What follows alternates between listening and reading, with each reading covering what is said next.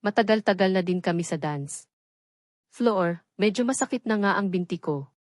Sa pagsayaw, nakaramdam na din ako ng pagkahilo dahil sa halo-halong alak na nainom ko.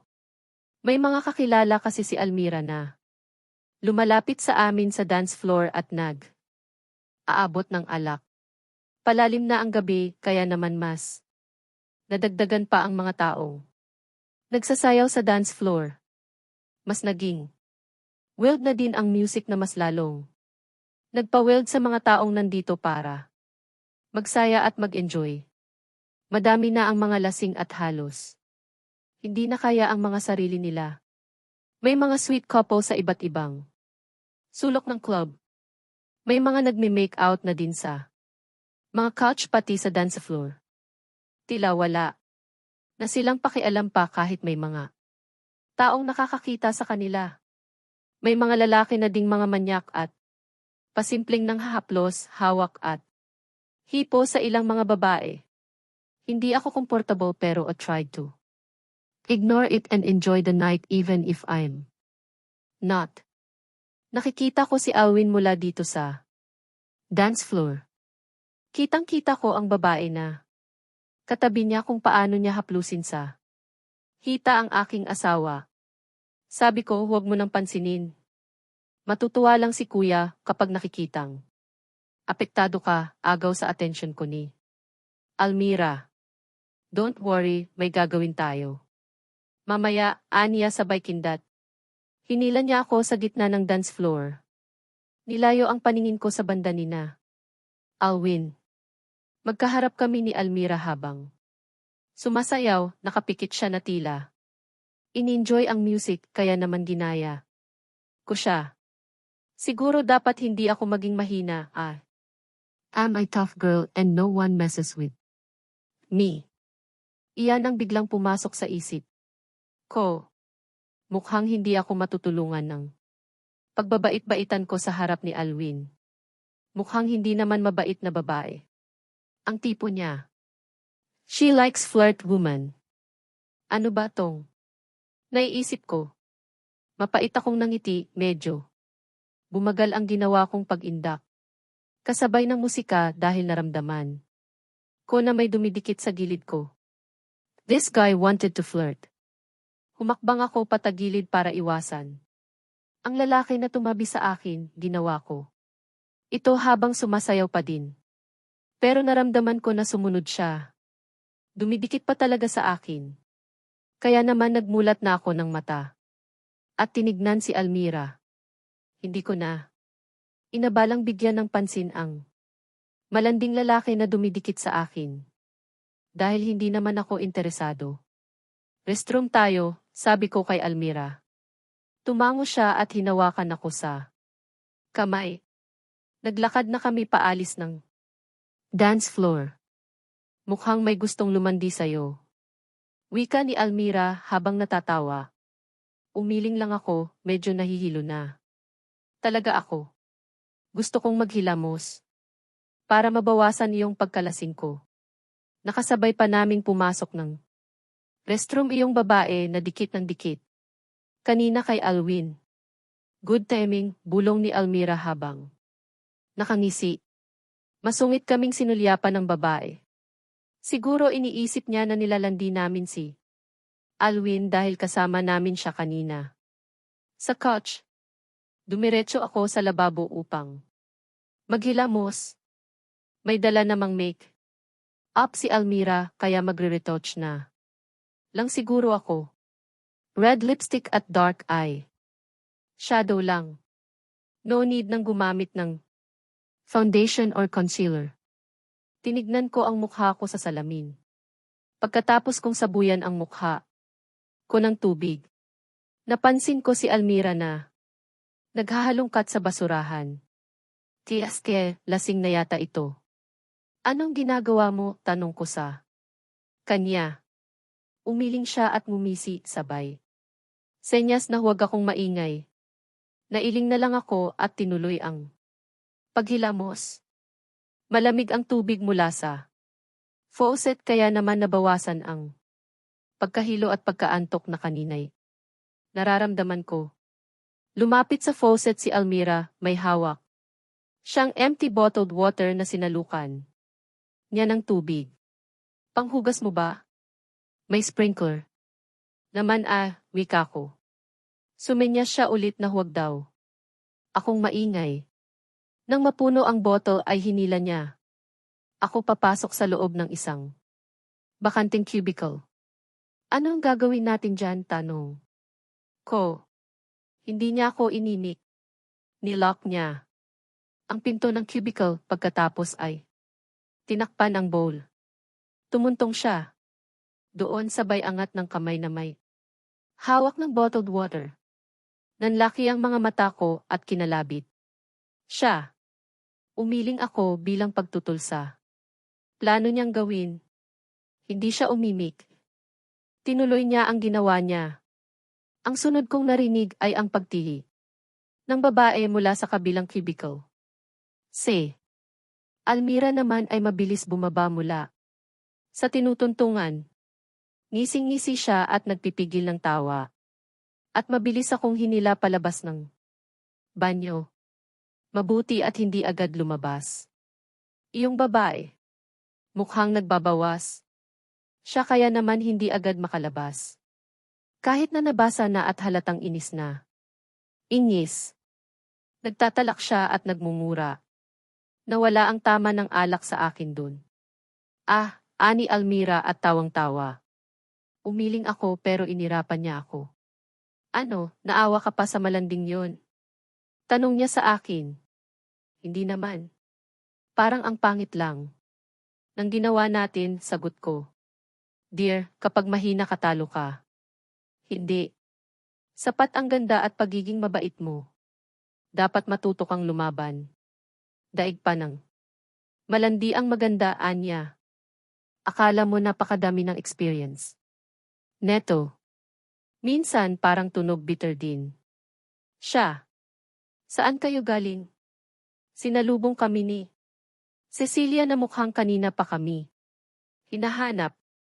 Nagbanyo lang. You missed the fun. Ani Almira sa kanya. Nailing lang ako at nangiti. Tara, saya ulit tayo, aya ni Almira. Hello, girls, bati sa amin ng mga lalaki na humarang sa dinadaanan namin. Hindi kami nag-abalang tumingin sa kanila, lalo na at nakikita ko na nakatingin sa banda namin sina Alwin at mga kaibigan niya. Sorry, we're not here to flirt, ani Almira.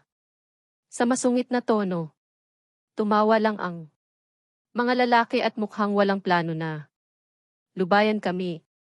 Humakbang kami habang magkahawak ng kamay. Sa gilid na kami naglakad dahil nakaharang sila. Pero hinila ng isa ang kamay ko. Masungit, yan ang gusto ko, Anya. Habang nakangisi, hinila din ako ni Almira pero hinawakan siya ng isa din. Sa lalaki. Si Cecilia naman ay natuod. Mukhang natakot. Sorry, but you're not emo type. Masungit kong sambit at winasiwas ang kamay kong hawak niya. Ayaw pa din niya akong bitawan kaya naman. Hinampas ko na siya.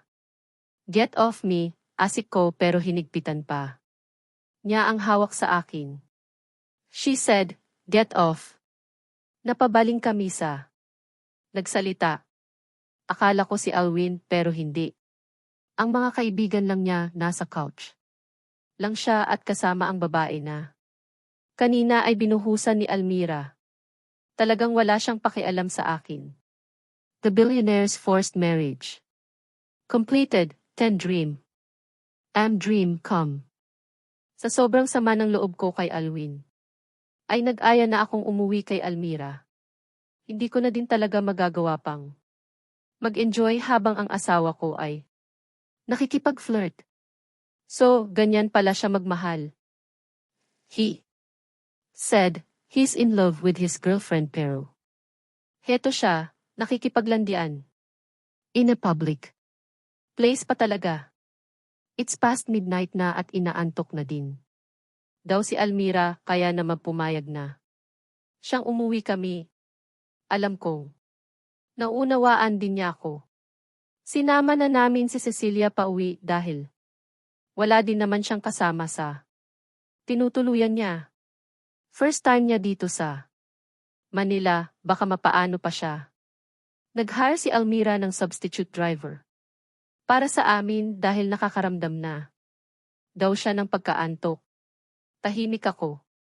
Habang nakatingin sa daan, napapagitnaan namin ni Cecilia si Almira.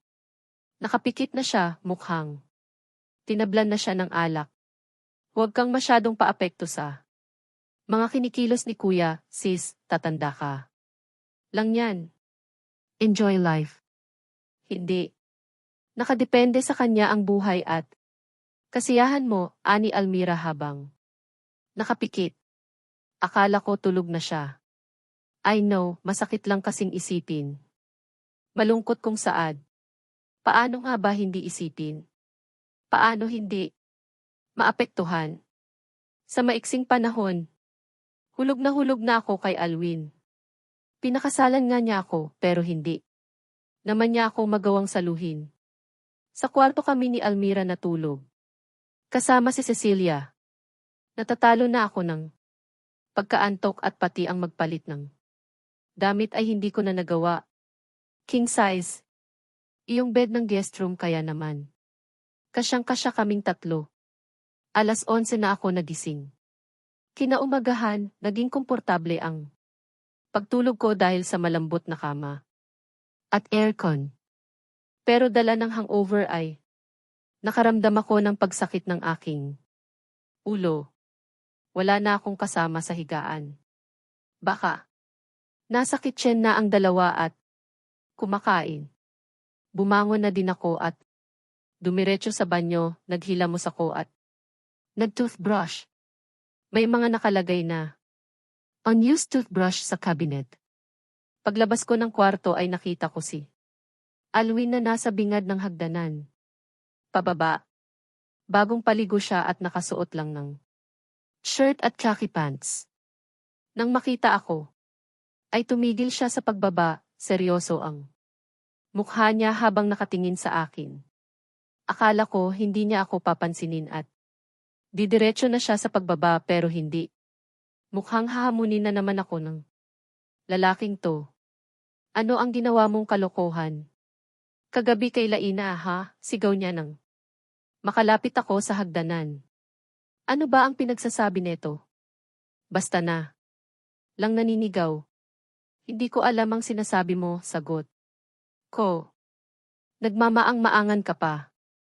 Binuhusan mo siya ng tubig sa restroom, walang ibang gagawa noon. Ikaw lang, bintang niya sa akin. Bumuntong hininga ako at nailing. Kapag pala may nangyari sa mga kalandian niyang babae, ako agad ang may sala. Hindi ko alam ang sinasabi mo. Pero, kung ganun man ang nangyari sa kanya, serves her right, wika ko. Iwas ako ng tingin at lalakad na sana. Pero hinablot niya ang kamay ko. Hindi naman malakas pero tama lang ang pagkakahawak niya para pigilan ako. May sasabihin ka pa, tanong ko. She's a client, hindi mo siya dapat ginawa ng ganoon. Dapat pala isang timba na ang binuhos ni Almira sa babaeng iyon eh. Huwag mo akong pinapakialaman. May diin niyang wika. Huwag papakialaman sa pambababae niya. Kailan ba ako nakialam?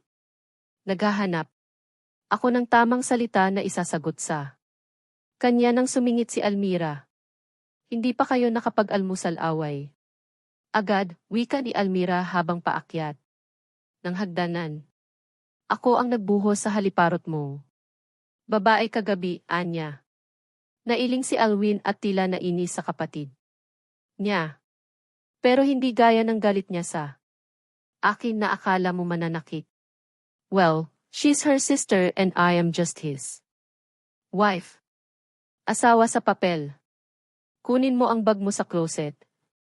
Pumasok ka sa school kaysa kung anong kalokohan na isipan nyo, Anya? Wow! Nag-iba yata ang ihip ng hangin. Nangisi si Almira at tinaasan ako ng kilay. Tipid din akong ngumiti. Tamad akong tinignan ni Alwin. Huwag kang matuwa. Kailangan mong mag-aral para sa future mo. Your dad asked me to merge our companies. He's getting old and he wants me to take care of your company. As soon as we file for an annulment. Bahala ka na sa kumpanya nyo. Huwag mong iasa sa akin ang future mo, Ania. Wow! Grabe ka naman sa asawa mo. Kuya. Kapag si Pia, ayos lang na halos. Ibigay mo sa kanya ang lahat, tanong ni Almira. Matapang niyang tinignan ang kapatid niya. Ako naman ay nakaramdam ng kirot sa aking puso.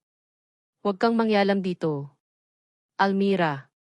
Pinakasalan ko lang siya para hindi sumama ang loob ng mga magulang natin. Humakbang na siya pababa. Ako naman ay natuod sa kinakatayuan ko. Ang sakit. Nagsimula na ding umagos ang mga luha ko. Huwag ka nang umiyak, alo sa akin ni Almira. Niyakap ako ni Almira habang hinahaplos ako sa aking likod. Almira. Gusto kong malaman ang tungkol kay Pia, sabi ko sa gitna ng aking pag-iyak. Bumuntong hininga si Almira, akala ko. Tatanggi na naman siya. Anak siya ng katulong ng kapitbahay namin noon. Nagpapakute lagi kay Kuya. Wala kaming problema sa mga mahihirap pero ewan ko. Iba talaga ang dating niya sa amin ni na mommy. She's a big time gold digger. Parang alam ko na kung bakit siya tinatawag na gold digger. Noong college si Kuya, tinulungan niya si Pia na makapasok din sa university na pinapasukan niya. Siguro siya din gumagasto sa lahat para sa babaeng iyon. And when she finished college, gusto niyang magtrabaho sa Europe. Ginastusan pa siya ni Kuya ng 1 milyon para makapunta ng Europe. Naluluha ako habang nakikinig sa kwento ni Almira.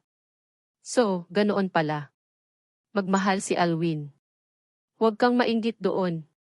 Focus on yourself and expertise.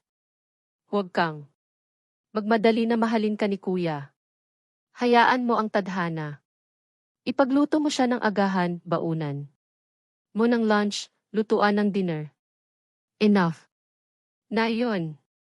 Tinapik niya ang balikat ko. Nandito lang kami ni Mommy para sa iyo. Alam kong ikaw lang ang babaeng nararapat para kay Kuya.